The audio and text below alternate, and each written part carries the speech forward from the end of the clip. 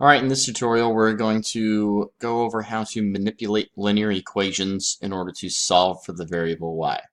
Remember, another word for solving is to isolate or to get something by itself. So your whole goal is to get something that is equals y equals a whole bunch of other stuff. It could be have a 2x plus 4, it could be y equals negative 4.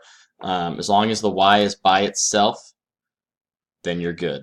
That equation is solved for.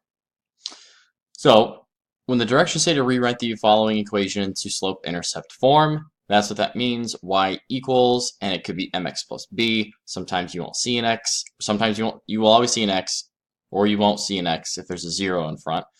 Or if there's no intercept, that would be a plus 0 situation, like in the last example in the last tutorial.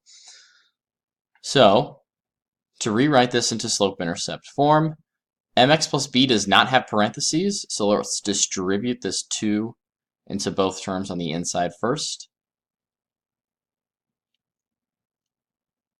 2x minus 2.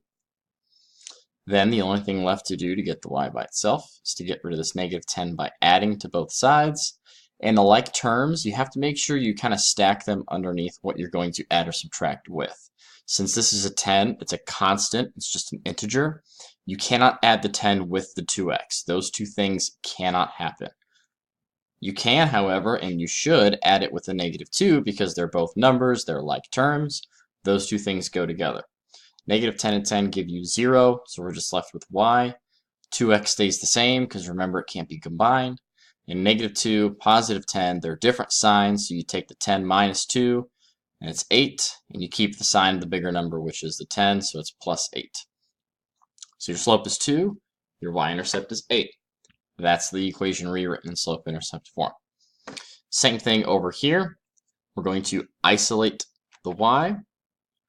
So the two things that are happening right now to the y are they're being multiplied by 11, and there's an 18x being added, setting it equal to negative 17. Following our reverse PEMDAS, we add or subtract or deal with that first. So we're going to subtract 18x on both sides.